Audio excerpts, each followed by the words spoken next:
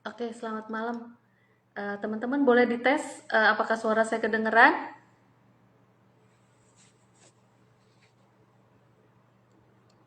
Coba tolong tulis di kolom komen.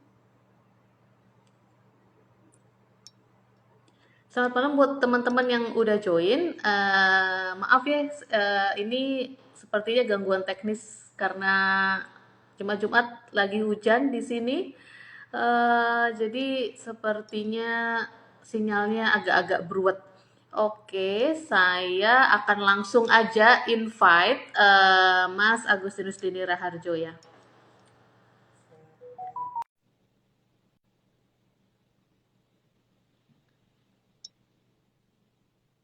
Oh, udah kedengeran. Halo, Akhirnya. nanti wes kucel. Akhirnya udah nggak Saya tak pasang headset. Oke.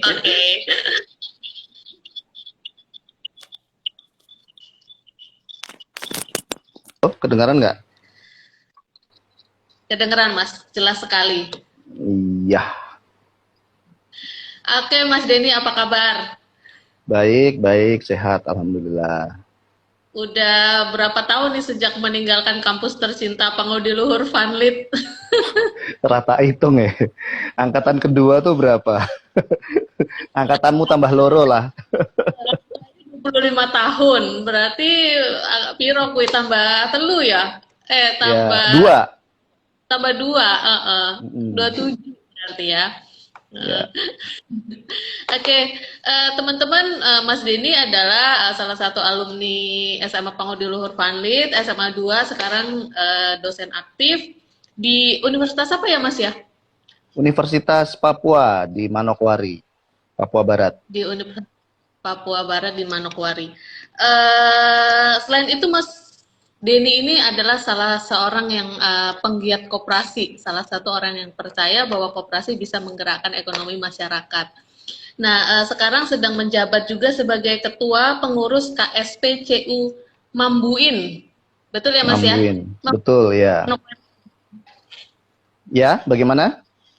Mambuin ini di Manokwari ya? Mambuin di Manokwari. Ya, sekilas kalau namanya mambuin tuh bingung, mambuin itu apa sih? Mambuin itu kalau buat bahasa di sini adalah kerang. Kerang yang untuk manggil orang itu, yang buat trompet itu. Kerang besar. Oh Saya nggak yang ada contohnya di sini. Ya, buat tiup itu. Nah, jadi filosofinya seperti itu. Dengan kami mengambil nama mambuin, berharap orang-orang bisa berkumpul di kami. keren deh. Soalnya tadi ada yang DM Hipa Vali tanya Mambuin itu di mana gitu. Jadi Mambuin itu ada di Manokwari. Oh ini ada juga udah join Gamer Tulen. Halo Mas, apa kabar Jepang? Lagi musim apa di sana? Di sana ada CU nggak ya? Di Korea banyak, nggak tahu kalau di Jepang. Harusnya sih ada. Di Korea banyak emang suka Iya. suka itu kan keluar di drakor-drakornya tuh. Mas, kalau kita mulai masuk deh, kalau kita ngomong CU, Credit Union gitu, Mhm. kayaknya banyak orang yang, apalagi kalau misalnya hidupnya di kota-kota besar di Jawa gitu, misalnya kayak di Jakarta gitu, itu nggak kenal apa sih itu Credit Union. Boleh dijelasin nggak Mas, Credit Union itu sebenarnya gerakan apa? Jadi saya cerita sejarah dulu ya. Sebenarnya Boleh itu Mas. yang namanya credit union itu kalau dari bahasa aslinya Krede Union itu dari bahasa Jerman. Jadi Krede itu percaya, union itu kumpulan, kumpulan orang-orang yang percaya. Jadi awalnya itu di tahun 1800-an ada seorang wali kota di Jerman namanya Raffeson. Dia merasa sedih dengan masyarakat miskin di kotanya. Nah, dia ini Raffeson ini kayak kerjaannya jadi wali kota. Dari kota satu ke kota lain itu ya dia jadi wali kota. Nah, di kota pertama dia menjabat, dia berusaha menolong masyarakat miskin ini dengan cara menggalang dana dari orang-orang kaya yang kemudian kayak dibagikan ke masyarakat. nggak cuma menggalang dana, tetapi dia juga bikin pabrik roti yang dananya dari orang kaya tersebut diberikan ke masyarakat miskin. Tetapi ya mereka dapat uang sekarang, mereka dapat roti sekarang, besok udah nggak ada lagi. Nah jadi bahkan akhirnya donor-donor tadi tuh merasa bukan terbebani ya, jadi kayak hilang Hilang minat lagi untuk bantu. Ya sudah jadi apatis gitu. Ini kita gelontorin uang tapi nggak ada hasilnya, masyarakatnya gitu-gitu aja. Ya ya seperti itu. Lalu akhirnya si Raffeson ini di kota yang lain.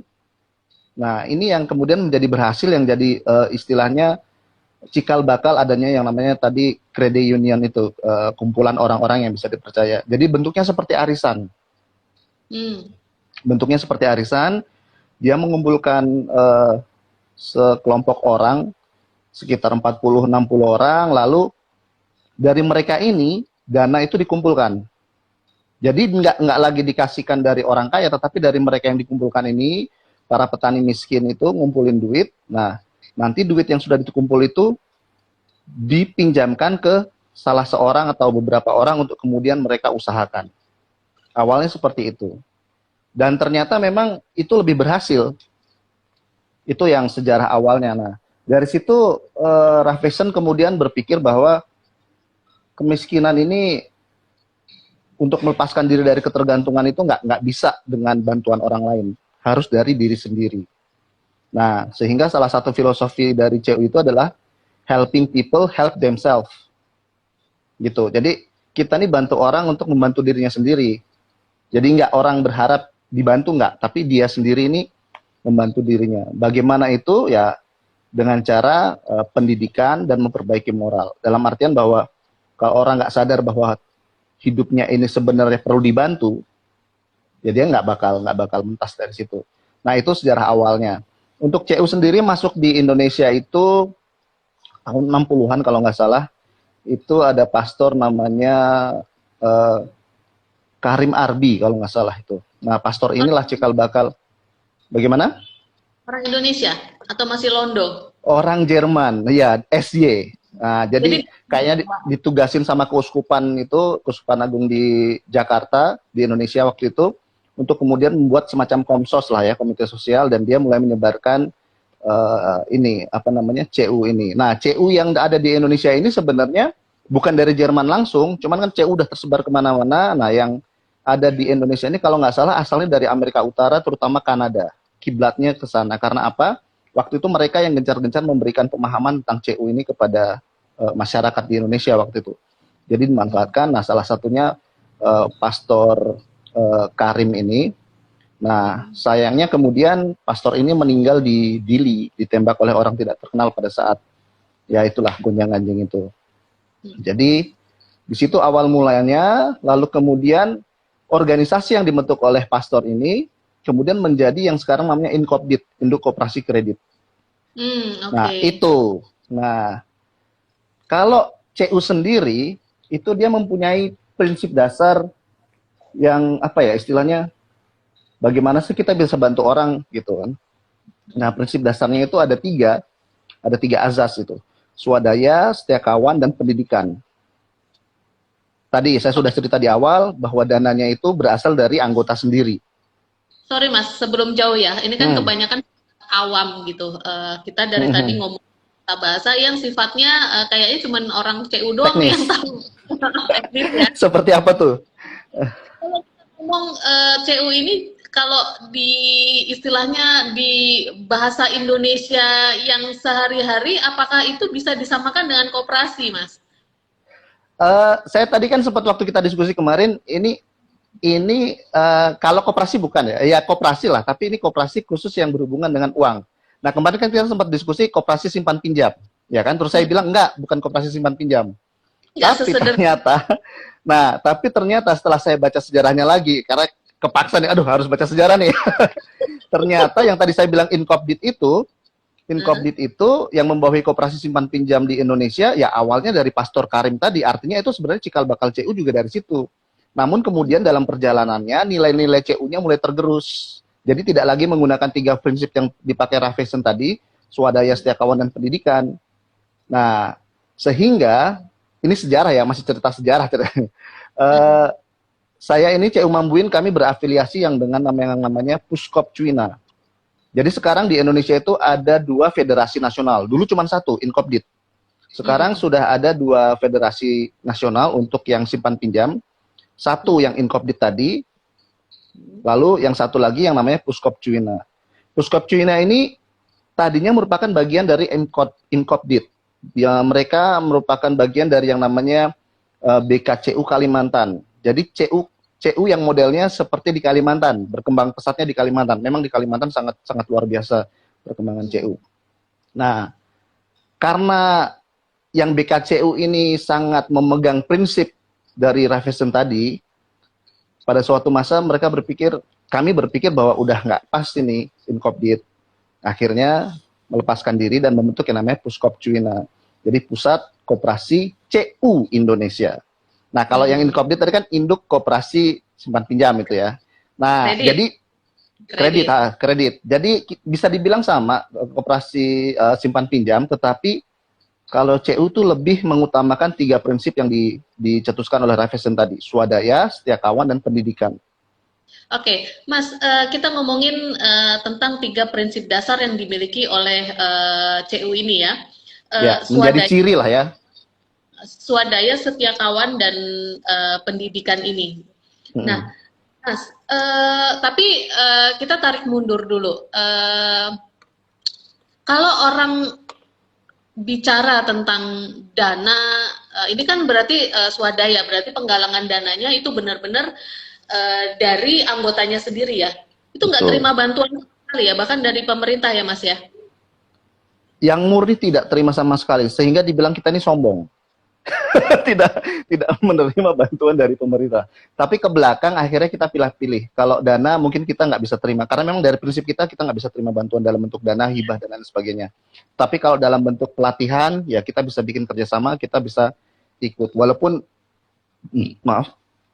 itu dalam bentuk bantuan, tapi kan itu untuk istilahnya bukan dalam bentuk uang ya, jadi kita bisa terima. Tapi ada juga yang tidak seperti itu, bahkan mereka menyelenggarakan sendiri, karena pendidikan kami mungkin lebih terkoordinir daripada yang dilakukan oleh instansi koperasi pemerintah, seperti itu. Oke. Mas, gini, kalau pada perkembangannya, kalau kita ngomongin istilahnya kredit union, cikal bakalnya aja itu adalah organisasi yang dibentuk sama kaum miskin gitu kan Mas ya, untuk memberdayakan dirinya sendiri.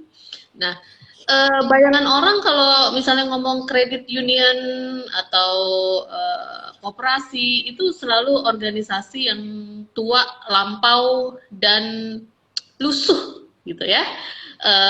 Itu harus diakuin gitu. Sebenarnya secanggih apa sih Mas perkembangan kredit sekarang? Saya nggak tahu yang lain ya, tapi yang diafiliasi saya, yang Puskop Cuina ini, kami itu sudah 4.0. Di tempat saya belum 4.0, tetapi di beberapa CU-CU yang istilahnya sudah lebih mapan, yang sudah infrastrukturnya sudah baik, itu udah 4.0. Udah bisa pakai kayak internet banking begitu. Itu programnya ya bagaimana? Sudah punya apps atau sistem untuk transfer keuangan ya? Betul. Jadi sudah punya apps, sudah punya sistem untuk transfer uang, bahkan ada marketplace-nya sendiri. Nah, yang di Tanah Toraja itu kalau mau beli kerbau juga udah ada di marketplace-nya. Dan itu terkoordinasi dalam Puskop Cuina itu. Namanya SCT programnya itu. Jadi kalau iseng-iseng nyari lah nanti di aplikasi bisa. Tetapi ya yang bisa pakai cuma anggota. Karena apa ya, CU itu kan eksklusif ya, hanya untuk anggota dan buat anggota. Di luar anggota nggak bisa pakai, seperti itu. Itu tadi prinsip solidaritasnya juga ke situ, dan swadaya tadi. Tapi memungkinkan ya Mas ya untuk menggalang dana yang besar sehingga prinsip swadayanya ini benar-benar bisa diterapkan gitu Mas.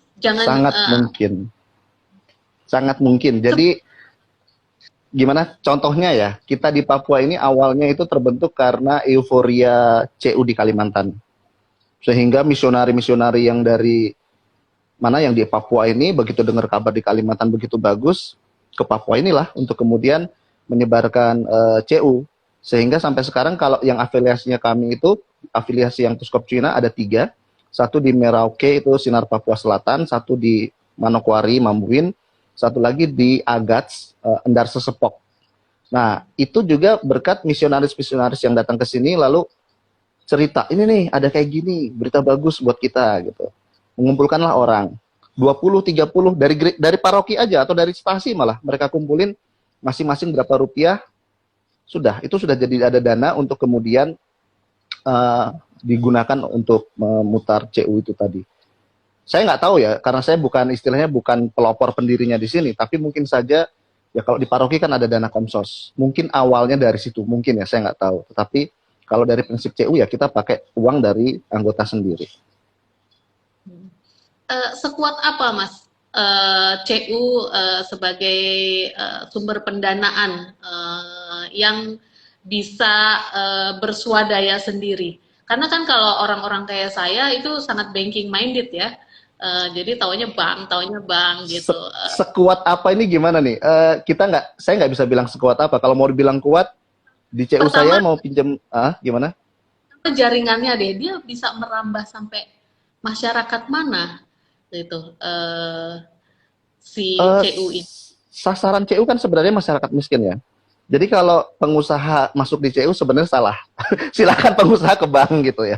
PNS pun sebenarnya kalau bisa nggak bisa ke CU gitu ke PNS. Tapi kalau kenyataannya banyak PNS yang kemudian ber-CU. Tetapi kalau pengusaha yang udah gede-gede bukanlah tempatnya di CU. Tapi kalau mau jadi anggota silahkan, kita juga nggak ngelarang. Tapi kalau kemudian dia cari dari CU, ya ada tempat yang lain. Jadi saya kalau dibilang sebesar apa, kalau kita bisa minjemin banyak bisa, tetapi dasar kita meminjam itu kan ini tadi satu. Jadi di CU itu kita merubah yang tadinya keinginan itu menjadi kebutuhan gitu. Jadi kita pingin sesuatu itu bukan karena kita ingin, tapi karena kita butuh. Itu dulu. Nah, di CU juga sebenarnya nggak ada memegang prinsip kolateralnya itu barang jaminan. Sebenarnya ya, walaupun pada perkembangannya akhirnya oke lah kita ngalah. Karena yang jadi jaminan itu adalah tabungan anggota itu sendiri. Jadi yang benar itu kalau kita punya tabungan 5 juta di CU, kita minjam 4 juta gampang dong. Nggak perlu bingung kolateralnya dari mana. Nah, itu yang betul seperti itu. Tapi kemudian dalam perkembangan, karena dengan pendidikan juga, sehingga kita yakin bahwa anggota ini bisa dipercaya, ya akhirnya adalah untuk istilahnya memperkecil kerugian ya dengan jaminan-jaminan lain. Sasarannya sebenarnya masyarakat miskin, terutama komunitas-komunitas petani seperti itu. Kalau di sini ada komunitas penjual pinang, itu sasaran kami. Karena kan kayak penjual pinang ini di sana mungkin nggak ada ya. Kalau di sini ya pinang tuh kayak rokok aja gitu. Nah itu harian dan omsetnya gede. Masalahnya di sini kan kadang yang dapat duit yang jual ibunya, tapi yang make akhirnya suaminya kan. Nah akhirnya untuk mengamankan itu ada yang model seperti itu. Jadi kita lebih bergerak ke komunitas sih kalau yang di tingkat masyarakat itu. Oke, ini sangat menarik ya karena kalau secara prinsip berarti CU ini bergerak di masyarakat-masyarakat kelas bawah dan justru ingin memberdayakan masyarakat-masyarakat ini sehingga bisa berswadaya menolong dirinya sendiri gitu. Jadi secara prinsip memang harusnya jalan seperti itu ya Mas ya. Betul.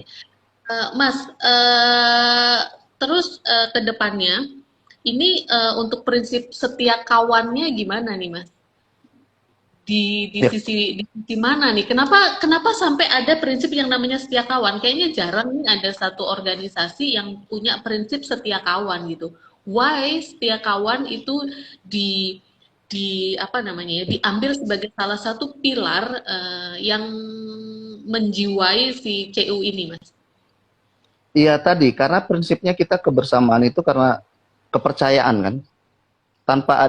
Kalau kita nggak setia kawan, gimana kita bisa percaya?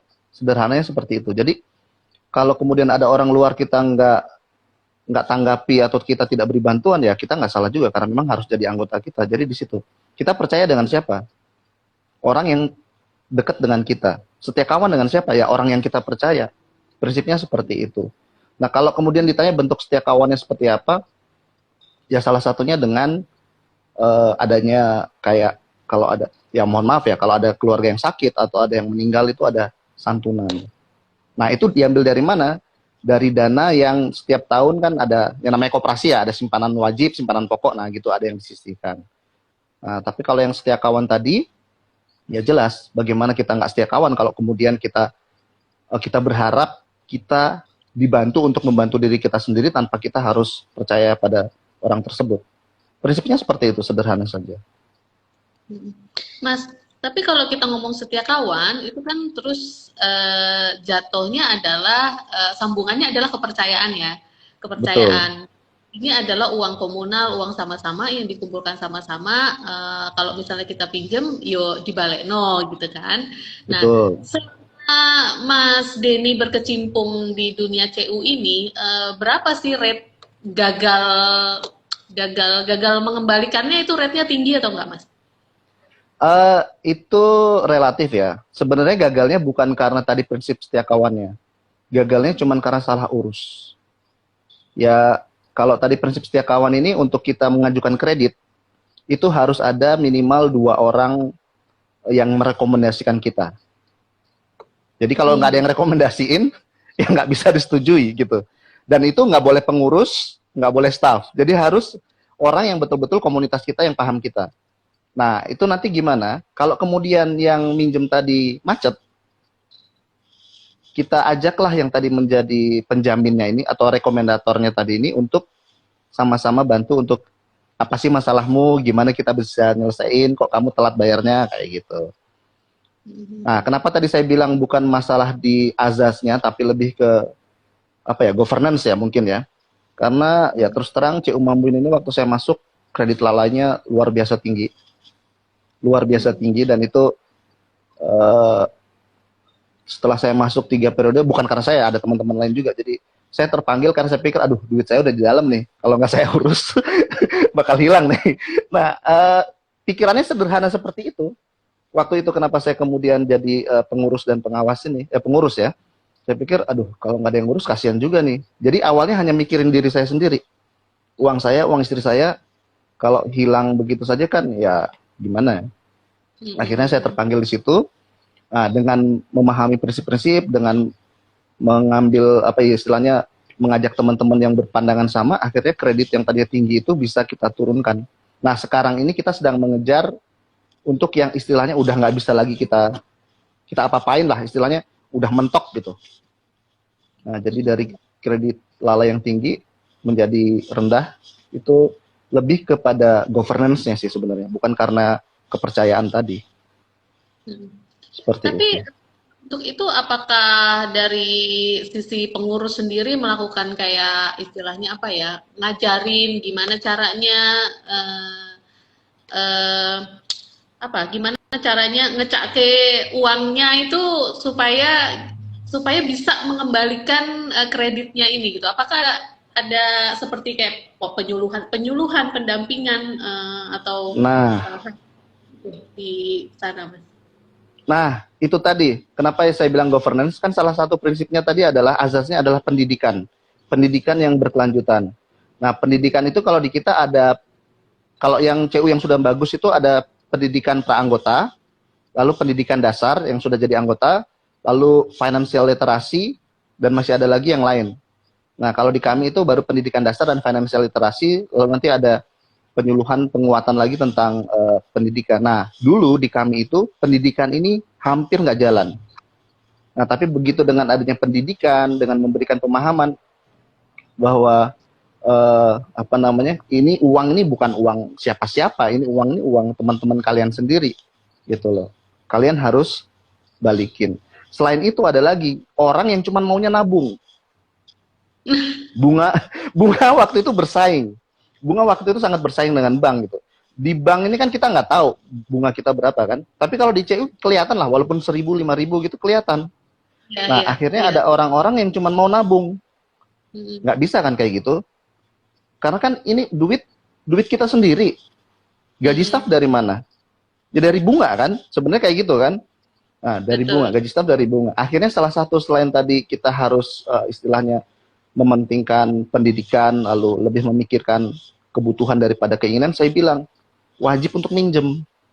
Udah nggak ada, nggak perlu apa-apa lagi. Loh, bisa aja ningkatin aset. Minjem buat nggak dibawa pulang, tetapi dimasukin ke dalam tabungan. Ya, kami bilang seperti itu. Dan juga untuk membatasi jumlah nominal di tabungan yang favorit gitu, yang istilahnya bunganya tinggi. Begitu dia sampai, kalau di kami ya 200 juta, sisanya yang di atas 200 juta tuh harus dipindahkan ke tabungan lain yang bunganya nggak tinggi. Supaya apa ya, tadi itu, jangan sampai kemudian besar pasak daripada tiang. Karena hanya orang itu cuma pengen nabung doang. Kalau dia nggak mau digituin, ya Iya. silahkan ambil aja uang kalian. Kami nggak butuh uang gede. Ya, Karena ini amannya ya, seperti administrasinya kecil ya kalau di iya, itu ya. betul.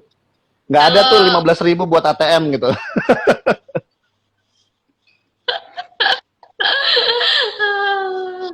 Mas, tapi prinsip CU ini sama dengan prinsip koperasi ya. Jadi ada kayak yang namanya SHU gitu-gitu ya, Mas ya. Sama SHU juga ada di akhir tahun itu, ya sama lah, kita ada RAP tiap tahun. Kalau kalau teman-teman jadi anggota koperasi gitu, mau tahu koperasinya sehat atau enggak, ya walaupun nggak sehat-sehat banget, selama dia setiap tahun masih ngadakan rapat anggota tahunan, itu masih ada harapan buat koperasi saudara. Kalau nggak pernah ngelakuin, udahlah mending tinggalin. Itu aja sih. Iya. Eh, Oke. Tapi selama ini kalau di koperasi apa nih Mas CU Mambuin ini anggotanya udah berapa Mhm. Mas? 3.000-an, kami 3.000-an. Tiga Itu ribu ya? tersebar, itu masih sedikit, potensi di Manokwari ini masih besar. Jadi anggota kami 3.000-an tersebar di 3 kabupaten. Nah, tapi itu masih sedikit karena ya kepengurusan kami ini masih ngejar tadi itu, bagaimana caranya untuk menurunkan kredit lalai. Tapi salah satu cara untuk menurunkan kredit lalai ya cari anggota baru. Anggota baru yang kita benar-benar didik, ya itu kan tambahan modal juga. Betul. Seperti itu. Mas tadi kayaknya nggak sengaja Mas Denny sebut yang namanya bayar gaji staf pakai apa gitu. Nah, berarti ini Hmm, koperasi itu juga ada stafnya ya, ada ada karyawannya ya. dong, ada. Kalau saya nggak digaji, volunteer istilahnya kan. Tapi kan kita juga punya staff. Nggak mungkin kan orang yang di kasir itu nggak kita kasih duit gitu kan. Betul Nah, betul. bagusnya di CU, menggaji staff ini terserah mereka gitu. Mereka mau digaji berapa. Kita ada kayak setiap tahun namanya Organization Development Business Plan. Nah, di situ mereka berhak untuk menentukan gaji mereka berapa, target mereka seperti apa. Jadi open. Jadi sekian, saya minta gajinya sekian gitu ya. Ya, ya ada hitung-hitungannya kan, apa namanya, kayak tunjangan berapa, gaji pokok berapa, uang makan berapa, itu mereka sendiri yang menentukan. Seperti itu. Eh, Bentar, saya sapa-sapa dulu ya Mas Denny ya untuk teman-teman Silakan, yang udah silakan. pasti teman-teman yang udah join, sorry ya tadi kita on off terus, tapi akhirnya berhasil juga nih melakukan obrolan seru antara Bogor dan Papua mengenai credit union. Untuk teman-teman yang mau tanya-tanya mengenai credit union atau bagaimana cara Mas Denny mengembangkan CU-nya di KSP CU Mambuin, boleh tanya-tanya. Silakan ketik pertanyaannya di sebelah kolom komentar yang ada tanda tanyanya supaya pertanyaannya bisa saya munculkan. Soalnya kalau di kolom komen takutnya kalau sinyalnya lagi bundet suka nggak muncul atau malah kegulung dengan komentar teman-teman yang lain. Nah, Baik. terutama yang pada gambleh tuh, kayak Titus, Pak Pres, Nah itu di sini dan saya saya. bilang ya. Padahal di sini ada Romo Santo loh. Romo Santo, selamat malam Romo Santo, salam dari Papua, bukan dari Binjai. Apa namanya disuruh apa masa-masa tenang, masa-masa setelah komuni adalah masa-masa yang paling tenang loh. Tapi jangan salah ya, saya mau tambahin. Anak Fandi tuh banyak yang istilahnya terlibat di CU. Makanya kemarin saya agak-agak keder juga. Wah, suruh ngomong CU nih, padahal lebih banyak yang lebih jago dari saya. Nah, jadi kalau di Jogja itu di Cendelaras Tumangkar ya istilahnya isinya anak panlit lah, paling ada 1/10 lah paling enggak. Lalu di Semarang ada apa ya, Prima Danarta seperti itu. Dan CU ini nggak selalu untuk umat Katolik di Jombang pun ada. Dan di Nah, Jombang itu gimana? Silakan. tadi yang saya mau tanyain kan ini ya pembawanya adalah tadi misionaris Katolik. Terus kemudian dia dikembangkan di komunitas-komunitas Katolik gitu. Nah, apakah ada nih Katolikan yang dibawa di sini? Itu pertanyaan yang pertama. Pertanyaan yang kedua adalah apakah memungkinkan CU ini beranggotakan teman-teman yang non Katolik gitu, Mas? Baik. Satu, yang pertama CU ini sebenarnya nggak ada hubungannya dengan awalnya itu nggak ada hubungannya dengan Katolik. Tapi kemudian kenapa sampai ke Indonesia dibawa oleh misionari Katolik ya karena Komsos tadi melihat bahwa pergumulan masyarakat miskin dan kayaknya CU ini pas buat di paroki-paroki untuk mengangkat harkat umat ya istilahnya. Nah dalam perkembangannya kecuali CU yang eksklusif ya. Seperti CU-nya siapa namanya? Bruder Theo, CU Pangudi Luhur Kasih. Ya kalau itu hanya khusus untuk pegawai PL. Nah itu eksklusif menurut saya dan itu sangat bagus CU-nya. Dalam artian kredit lalainya kemungkinannya bisa kecil sekali karena memang diambil langsung dari gaji. Nah kecuali ada pegawainya yang non Katolik, ya nggak masalah juga karena mereka kan afiliasinya di PL-nya bukan di agamanya. Nah, kalau di CU saya sendiri anggotanya beragam. Tadi saya sempat bilang Jombang, itu malah rata-rata kan orang-orang pesantren. Kalau nggak salah itu dulu Cak Nun apa Cak siapa gitu, ngelihat CU ini bagus, lalu meminta beberapa orang ustadz di situ untuk coba belajar dari BKCU Kalimantan dan akhirnya mereka bikin di Jombang itu. Padahal kalau dipikir kan mereka sudah punya model ekonominya sendiri kan. Iya. Jadi buat Ternyata umum lah. ternyata model ini model lembaga keuangan ini cocok gitu ya untuk diterapkan di masyarakat kita, masyarakat Indonesia Betul, yang bagian besar itu berada masih di kelas ekonomi menengah ke bawah gitu ya Mas ya. betul, betul. Hmm. Iya. Oke, Mas, selama ini kalau CU kalau kita mencederhanakan kan tadi katanya bukan cuman sekedar koperasi simpan pinjam gitu ya Mas ya. Nah, layanannya selain simpan pinjam ada nggak sih Mas? Layanannya, pendidikan. Pendidikan itu hak anggota. Jadi kenapa saya bilang berbeda dengan koperasi lain, yaitu tadi karena kita mengutamakan pendidikan, lalu swadaya dan solidaritas setia kawan tadi. Nah, pendidikan itu merupakan salah satu layanan yang lain. Jadi kita nggak cuman ngasih duit lalu mereka biarkan sendiri jadi pedagang atau apa, tapi kita memberi masukan juga. Bisa diapain sih duit ini? Atau kalau yang nggak kepikiran saya punya duit mau diapain, kita sampaikan lah ini bisa kayak gini, bisa kayak gini. Dan itu memang ada sesi-sesi pendidikan tertentu yang selalu dilakukan oleh CU. Kalau di saya sebulan sekali itu pendidikan dasar. Non anggota pun silahkan datang. Jadi yang kalau belum jadi anggota diajak temannya datang, silahkan aja ikut, nggak masalah. Kan cuman sharing ilmu aja kan. Siapa tahu kemudian dia jadi anggota kayak gitu. Apa yang di-sharing di pendidikan dasar CU, Mas? Prinsip-prinsip dasar CU, lalu cara merubah pola pikiran, lalu ansos ya. Saya teknik nih. Pengurus kami banyak yang latar belakangnya teknik. Jadi ansos tuh kami sama sekali buta lah istilahnya. Begitu sampai di CU, ada kayak ginian nih ya. Jadi kalau teman-teman yang latar belakangnya sosial sangat bagus sebenarnya untuk karena paham situasi kan. Masyarakat mana yang kira-kira diapain gitu. Kalau kami ya istilahnya mesti banyak belajar. Oke. Jadi memang pendidikan ini adalah salah satu karena pendidikan ini adalah salah satu pilarnya CU, maka dia akan terus-menerus di apa ya namanya diadakan gitu ya Mas ya. Enggak. Iya, karena tadi saya sempat cerita kan waktu kredit kami tinggi sekali kredit lalainya itu salah satunya karena kami nggak ngelakuin pendidikan secara konsisten. Ya gimana anggota kami biarin begitu aja minjem dikasih tanpa tahu mau bagaimana gitu kan, dipakai lah seperti apa maunya. Jadi yang harusnya itu untuk produksi mereka pakainya untuk konsumtif. Kami ada Iya, iya. pinjaman konsumtif, tapi bunganya tinggi sekali. Karena kami nggak berharap anggota itu minjemnya di situ gitu. Kami lebih ke mereka untuk pinjaman yang lebih produktif. Pinjaman produktif itu bunganya kecil di kami.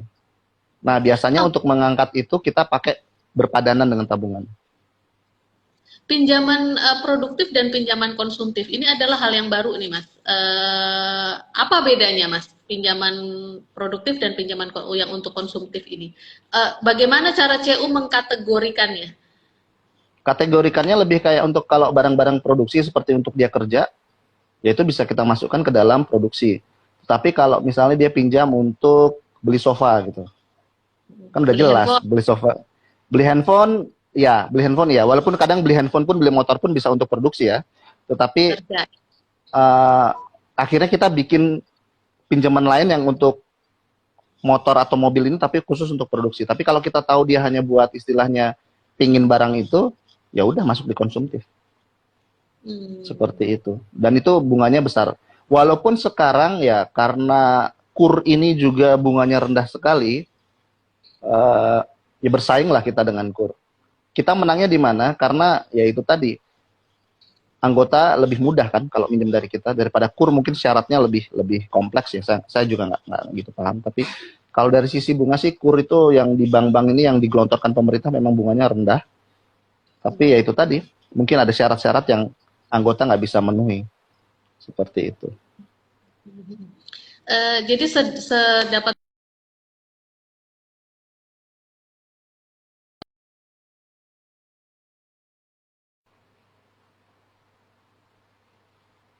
Sorry, buffering tadi. sedapat iya.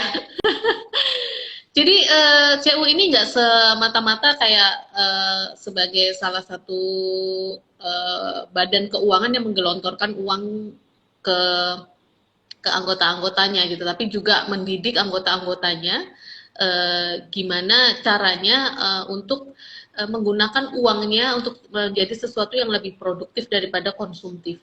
Jadi Iya. polanya mungkin agak berbeda ya dengan apa ya, lembaga-lembaga keuangan yang lain yang kayaknya itu kalau nawarin orang suruh pinjem, aduh gitu ya. Kalau nawarin orang suruh utang kayaknya manis bener. Tapi nanti giliran gagal bayar, aduh galaknya minta ampun ya.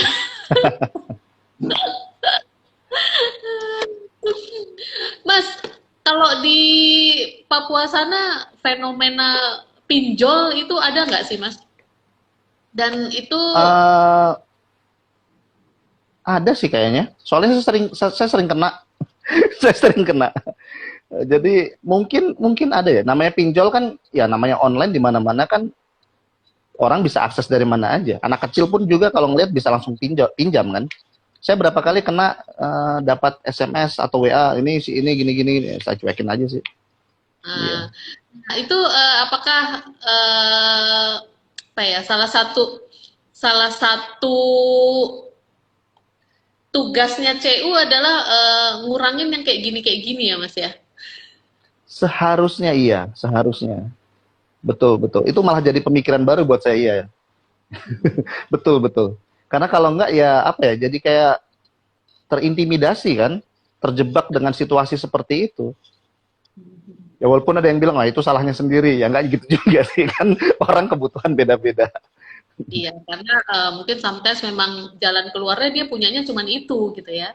Some Nah itu people tadi, bilang betul. itu stupid gitu, tapi kita nggak pernah tahu pada saat itu karena kita berpikir bahwa dia pakainya cuma buat konsumtif, tapi mungkin pada saat itu dia punya jalan keluar ya satu-satunya cuman itu doang gitu. Mungkin belum kenal Nah, C. betul. Itu tadi yang saya mau bilang. Jadi dia nggak sadar bahwa apa yang dia lakukan itu berdasarkan mungkin cuman keinginan, bukan kebutuhan. Seperti itu. Ya kayak anggaplah misalnya eh, pergi ke tanah suci misalnya. Itu kebutuhan apa keinginan? Ya kan? Ya keinginan sih mungkin. Belum butuh-butuh banget gitu kan. Bisa jadi situ. Ya yang ekstrim lagi misalnya ngerokok lah. Itu kebutuhan atau keinginan. Ya kan? Seperti itu contoh-contoh yang bisa dibilang ekstrim. Tapi kalau yang enggak juga punya kendaraan gitu. Kalau saya misalnya cukup dengan motor Mio, kenapa saya harus beli PCX? Ya kan? Mm. Nah, sementara kalau, tapi nggak salah juga kalau misalnya saya butuhnya apa namanya, yang lebih tinggi cc-nya, karena mungkin saya buat ngangkat barang atau buat ngantar anak sekolah. Sementara Mio udah nggak bisa buat saya seperti itu. Jadi itu yang Mas, harus. Hmm, ini yang saya penasaran nih. Sekali lagi tadi prinsipnya CU adalah kan sebenarnya bergerak untuk masyarakat kelas bawah ya. betul. Nah, sejauh pengalamannya Mas Denny mengelola CU, ada nggak sih hubungan antara kemiskinan sama malas bayar? Gitu. Nggak ada. Kemiskinan sama malas bayar, sama sama lalai bayar. Gitu. Ada nggak Mas hubungannya Mas? Kan, Nggak ada. aduh jangan pinjemin duit lu ke orang kere deh, ntar ini lagi nggak bayar lagi. Ada banyak kecurigaan terhadap apa namanya teman-teman dari golongan ekonomi yang kelas bawah gitu, bahwa kalau lu kere lu akan cenderung maling, lu akan cenderung bohong, lu akan cenderung melakukan apa aja untuk dapetin duit dengan curang gitu. Sejauh Mas Denny berkecimpung di CU ini, itu adalah premis yang salah apa yang dibuat-buat atau sebenarnya nggak terbukti? Kalau menurut saya itu mungkin hanya apa ya? Itu nggak benar sih menurut saya, karena gimana ya? Kalau saya sih orang nggak mau bayar itu lebih ke karakter sih. Hmm. Mau dia miskin, mau dia kaya, kalau dia nggak mau bayar, nggak bayar aja ya, karakternya. Makanya kan di CU salah satunya adalah merubah karakter orang. Bukan berarti dia miskin terus dia apa nggak punya niat bayar, enggak. Nah, kita ngarahin bagaimana supaya dia bisa seperti itu. Iya, jadi saya nggak setuju dengan, dengan hal seperti itu. Karena belum tentu orang miskin itu nggak bayar dan orang kaya malah bayar gitu. Enggak, buktinya kan tuh kredit-kredit macet yang gede-gede itu kan orang punya duit tuh. Iya ya, Ya pinjamnya sederhananya berarti. kayak gitu sih. Nah, makanya tadi yang saya bilang, bagaimana kita bisa ngarahin bahwa mereka itu kebutuhan, bukan keinginan. Lalu bagaimana karakternya yang tadi kalau dibilang males, bisa kita jadikan karakter yang lebih produktif. Seperti itu. Oke, Mas, ini ada pertanyaan dari Mas Stefanus Aryo. Batas maksimal pemberian kredit di CU berapa, Mas? Batas maksimal sebesar, kalau dari prinsip CU ya, sebesar jumlah tabungan yang ada di tabungan saudara. Itu kalau di dalam tabungan 1 M, nggak mungkin ya 1 M ya. Tadi kalau di saya 200 juta ya. 200 juta ya berarti bisa minjem 200 juta. Tapi pada kenyataannya tadi kan ya sudah berkembang, kita juga bisa nerima apa namanya agunan lah seperti itu, bisa. Mm-mm. Jadi karena Walaupun prinsip, nggak betul itu, walaupun nggak betul ya. karena, Mana ada sih orang miskin punya agunan sampai 1 M? karena tadi prinsipnya itu apa namanya kalau mau pinjam itu agunannya bukan bukan benda gitu, tapi tabungan gitu ya, Mas ya. Betul. Jadi itulah makanya jadi kalau mau pinjam ya nabung dulu lah gitu. Nah, ya ini. Jadi kalau jadi anggota CU, kalau saya nggak tahu di tempat lain, tapi yang kalau di kami itu 6 bulan setelah jadi anggota baru bisa mengajukan pinjaman. Karena 6 bulan ini kita ngelihat karakter orang ini. Dia bisa minjam, tapi meminjam untuk nambah aset. Jadi nggak bisa pinjam untuk dibawa pulang. Jadi dia boleh nih minjem jadi anggota CU hari ini, dia minjem 5 juta, tapi nggak dibawa pulang, dimasukin ke tabungannya dia. Nah, kita ngeliat karakternya. Bisa nggak dengan minjem 1 juta, 2 juta ini, dalam 6 bulan tuh dia ngelunasin kayak gitu. Di situ juga dilihat karakter. Oh, ya ya ya ya. Oke. Nah, kan tadi tadi selalu dilakukan pendampingan-pendampingan gimana caranya supaya yang tadi Mas Denny bilang pengalamannya untuk mengurangi lalai bayar ini itu selalu dilakukan kayak pendampingan-pendampingan gitu. Apakah ada seperti sistem screening yang ketat, Mas, di CU pada saat anggota akan meminjam? Iya, screeningnya tadi ada ya kayak bank lah sama.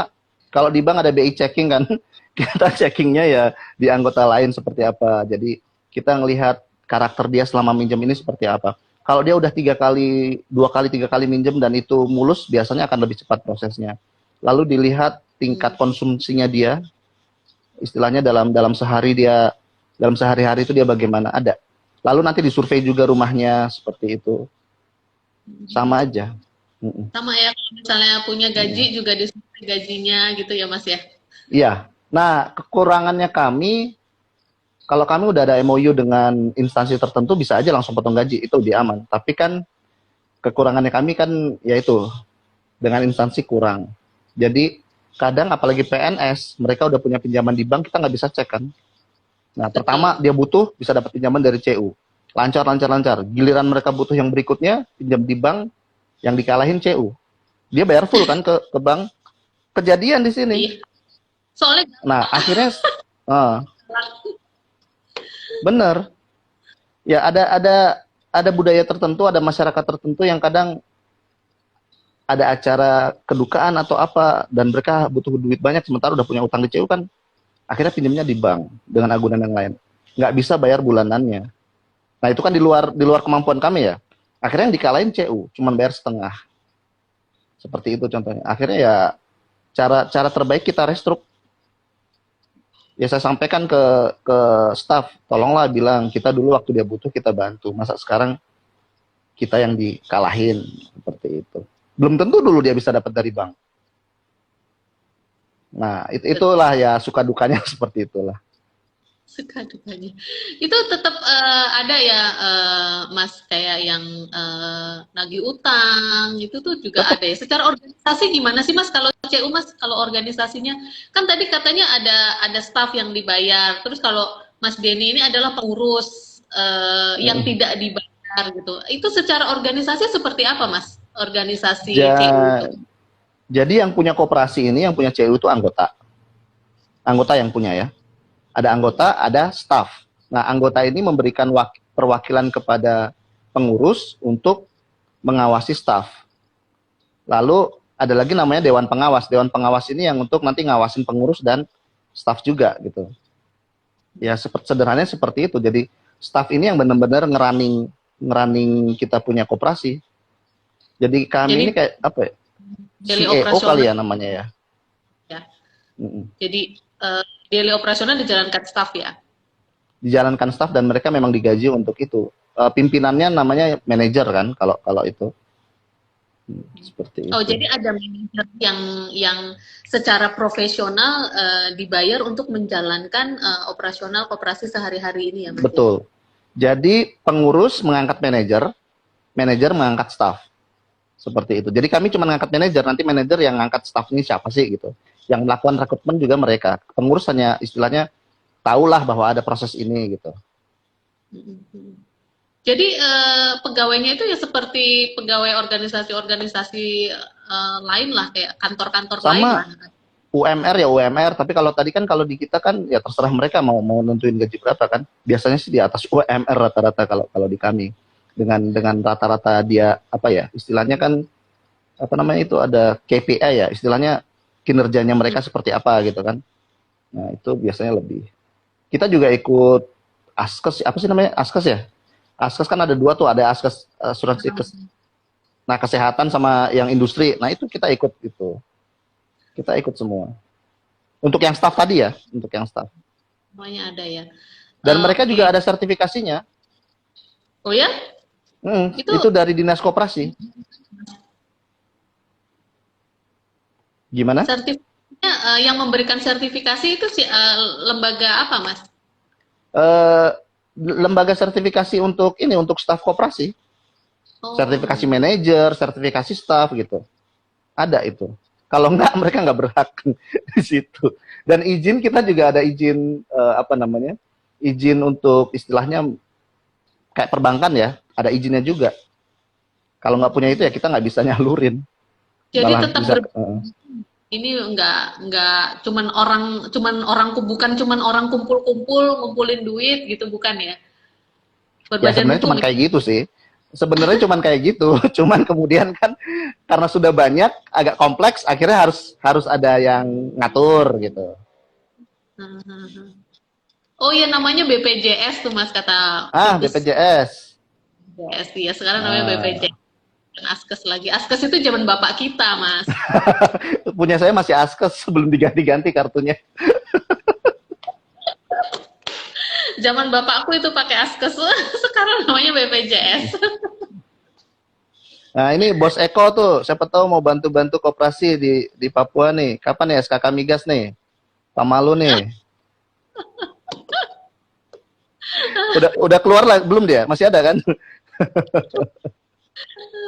Iya, teman-teman, ini udah 8:30. Udah 8:30, nggak terasa dari tadi ngobrol-ngobrol, ternyata waktunya udah hampir 1 jam.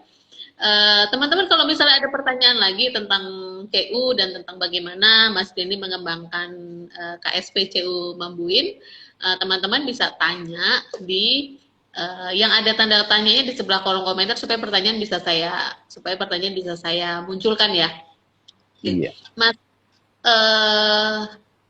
tadi kan Mas Denny join dengan CU itu karena sebenarnya karena ini ya, awalnya tuh karena kekhawatiran pribadi jangan sampai duit gue hilang. Gini, saya cerita dulu kenapa saya masuk CU pertama, karena dari bapak saya udah CU di Kendari. Di Kendari CU, dan kebetulan yang di Kendari itu afiliasinya sama dengan yang saya sekarang di Manokwari ini. Nah, waktu saya kursus pernikahan itu juga dibahas tentang CU ini. Waktu itu kemudian saya sekolah keluar, yang jadi anggota pertama malah istri saya. Saya setelah balik dari luar ini baru kemudian ikut gabung. Nah, kemudian karena sering ikut kegiatannya, saya jadi paham, waduh bahaya nih kalau saya nggak ikut, istilahnya saya nggak bantu, takutnya duit istri saya, duit saya akan nggak jelas juga. Seperti itu. Akhirnya nyemplung lah.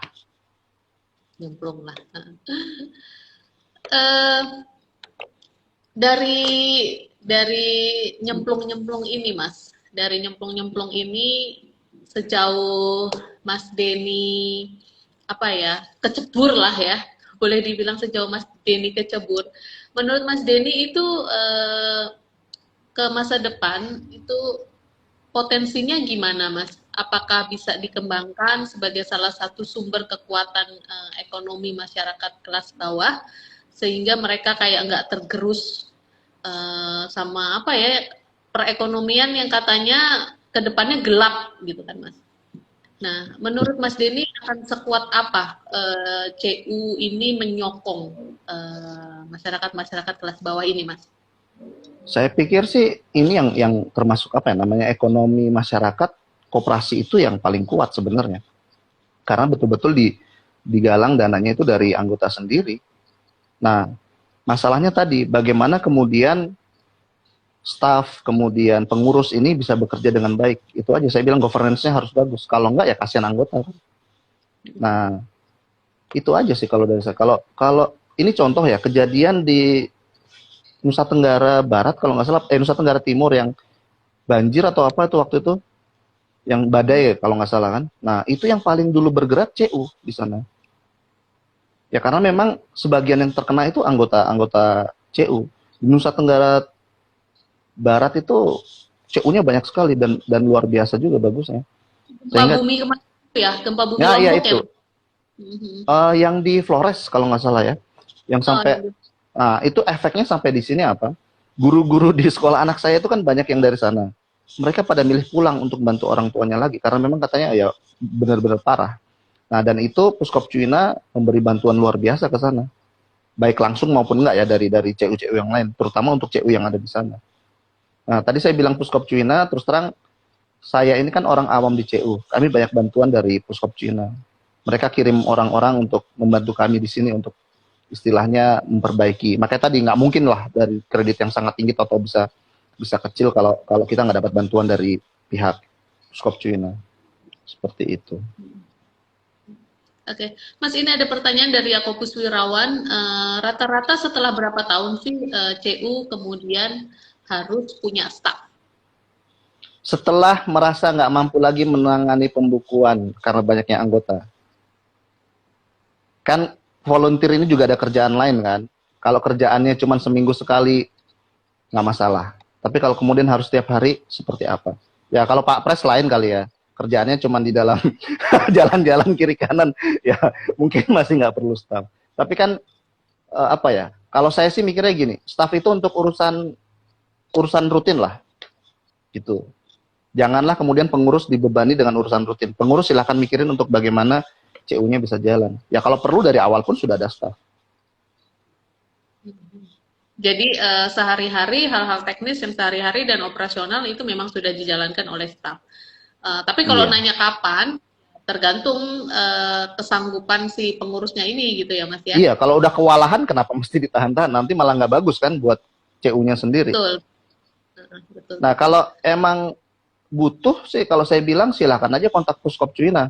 Kalaupun nanti nggak bisa jadi anggota Puskop Cuina, tapi paling nggak mereka kan punya apa ya, punya saran seperti apa, mereka bisa bantu seperti apa. Mereka terbuka kok itu Puskop Cuina, Federasi Nasional itu.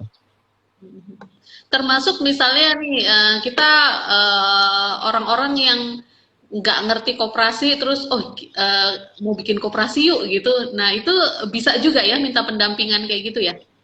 Bisa nggak? Kalau itu bisa, bisa. Jadi nanti kayak ada sosialisasi awal apa itu CU dan lain sebagainya. Kalau memang butuh seperti itu ya bisa ke sana atau bisa saja nanti misalnya lewat saya kenalkan dengan orang-orang yang istilahnya memang pekerjaannya di koperasi dan mereka memang tanda petik termasuk influencer sih sebenarnya. Jadi bisa. Oke, jadi kemudian punya kantor sendiri ya. Ya, Saya langsung jawab ya, karena udah groundbreaking nih KSP Mambuin ya, saya lihat ya. iya, kalau kalau CU Mambuin udah punya kantor sendiri. Kami kantor pusat sudah punya sendiri, yang ngontrak itu baru tinggal satu yang ngontrak. Tapi sudah ada lahan untuk nanti kami bangun kantor. Nah, kalau misalnya kayak Pak Pres misalnya di paroki, ya pakai dulu lah apa ruang komsos apa gimana. Yang penting stafnya ada. Kalau bangunan ya bisa ngontrak, bisa apa nggak masalah. Nanti kalau udah lebih kuat, siapa tahu ada hibah gitu kan.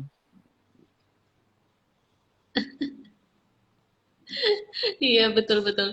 Oke, eh, Mas, pertanyaan terakhir sebelum kita akhiri ya. Sebelum kita akhiri, ada banyak istilahnya, ada banyak organisasi-organisasi yang kemudian isinya tuh orang-orang tua, karena itu dianggap bukan nggak seksi kalau buat orang-orang muda gitu. Nah, menurut Mas Denny, apakah CU itu bisa juga merambah ke teman-teman yang usianya lebih muda? Gitu. Nah, disitulah peran Puskop Cuina. Terus terang saya nggak kepikiran sampai ke sana, karena mungkin saya usianya masih muda ya. Tapi Puskop Cuina sudah mikirkan itu. Jadi Puskop Cuina itu mewajibkan ada yang namanya komite pemuda, komite perempuan. Jadi kesetaraan gender juga diperhatikan dalam pengurus dan pengawas. Kesetaraan usia tadi juga diperhatikan. Jadi jangan sampai pengurus itu isinya hanya orang-orang yang dewasa lah, tapi remaja atau istilahnya orang muda juga didorong untuk menjadi pengurus. Itu udah dipikirkan. Karena apa ya? Nanti kalau isinya cuma orang-orang tua, belum tentu orang-orang ini paham dengan situasi saat ini kan. Analisa sosialnya bisa aja berbeda gitu. Makanya selain regenerasi ya, seperti itu. Jadi memang dari Federasi Nasional sudah memberikan arahan, sudah memberikan masukan bagaimana kita menghadapi istilahnya era 4.0 lah, apa disrupsi apalah gitu kan. Apalagi sekarang masyarakat Indonesia ini kan ya lebih banyak kaum mudanya. Bagaimana tantangannya salah satunya itu bagaimana menarik kaum muda untuk terlibat di CU. Oke, jadi memang dari CU sendiri sudah dipikirkan supaya ini bukan jadi organisasi orang-orang, jadi organisasi senior citizen gitu. Nanti isinya udah mbah-mbah gitu ya, dan terus kemudian karena nggak ada pengurusnya, jadi sesuatu yang sebenarnya sangat baik ini dan terbukti bisa membantu ketahanan masyarakat kelas bawah untuk menghadapi ekonomi yang nggak pasti ini, terus tiba-tiba harus bubar, nggak ada penerusnya gitu ya Mas ya. Iya, iya. Kayak kapan hari kan ya kami ada masalah juga. Saya ancam ya kalau udah nggak siap lagi untuk kita lanjutin, udahlah kita bagi aja aset. Aman kok kita balikin ke anggota juga bisa kok. Saya nggak perlu susah-susah lagi dari pengurus. Istilahnya sederhananya begitu kan. Ya, dengan segala macam apa kerugian ya, tapi ya sayang lah, udah dirintis sejak lama, udah ada anggotanya, dan ini juga banyak yang untung dalam artian banyak yang terbantu, kenapa sih mesti bubar seperti itu. Kalau kita bisa usahakan tetap jalan ya tetap jalan lah. Ini ada salam dari CU SKS Dahor Balikpapan. Wah, ini Salam penggiat CU. kembali. Saya bilang kan Salam banyak kan. Jadi saya ngomong di dari sini juga sebenarnya dites nggak nih, dites nggak nih. juga dari CU Sang Timur Banyuwangi dari Gian Vanlit 8. Wah, ini penggiat CU ini keluar semua nih. Ya mungkin suatu saat perlu dibentuk itu grup CU gitu. Isinya staf dan pengurus CU. Paling nggak punya CU nih. Mungkin buat pengurus Pavali atau Hipavali boleh dipikirkan untuk menggiatkan eh, bikin CU untuk anggota-anggotanya supaya anggota-anggota yang lemah dan papa ini. Sebenarnya kemarin sempat sih dikasih, bukan tantangan ya, sebenarnya sempat ada yang bilang gitu kan, selama ini kayak eh, apa alumni Vanlit ini kan istilahnya menggalang dana, istilahnya untuk dana abadi lah, apa untuk kemudian kita pakai kembali untuk alumni Vanlit atau untuk adik-adik kita di Vanlit gitu kan. Nah selama ini kan Mas Raymond itu invest kemana-mana, kasih masukan, lalu ada yang mau invest silahkan invest seperti itu, lalu bahkan sampai ada yang mikirin pakai kripto dan segala macam. Ya saya juga ikut di kripto, ikut di investnya segala macam. Tapi saat kemudian CU gimana sih kalau dipakai di sini, ya saya juga nggak berani bilang boleh lah atau gimana, karena memang nggak sesederhana itu gitu. Apalagi ini kan Pavali apa ya, kompleks banget isinya kan. Tapi boleh lah kalau mulai dipikirkan. Kompleks banget.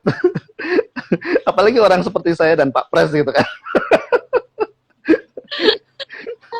Dari Yasin Taurian dari saya penggiat ngutang aja Kak, biar banyak SHU-nya. Iya nggak apa-apa, utang juga bagus supaya bisa bayarin apa namanya Mas, gaji staff ya tadi. Betul, bunganya kan buat bayar gaji staff.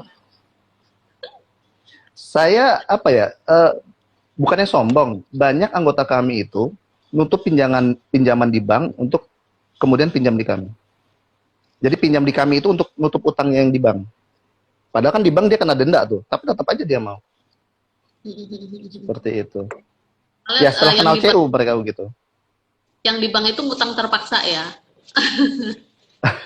Ya kalau namanya PNS kan ya ke bank kan gampang, tinggal SK apa masukin. Kertasnya berlaku soalnya kalau PNS. Iya. Gitu ya Mas.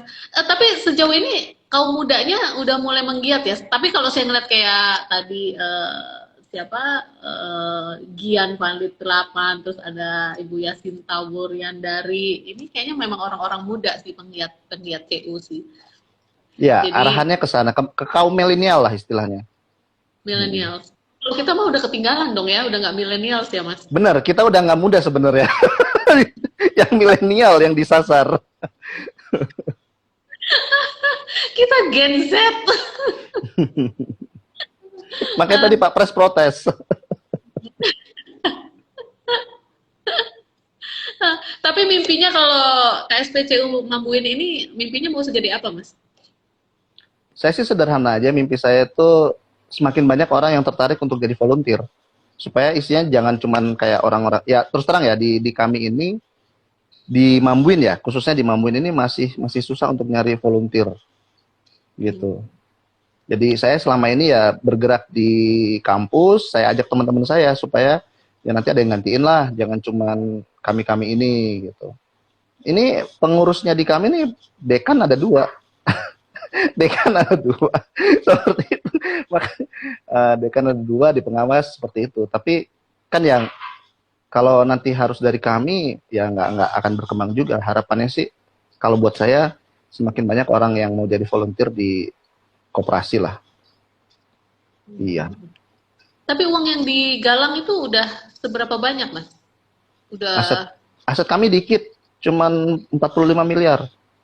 hmm, Iya, dari 3.000 orang tadi. dikit ya.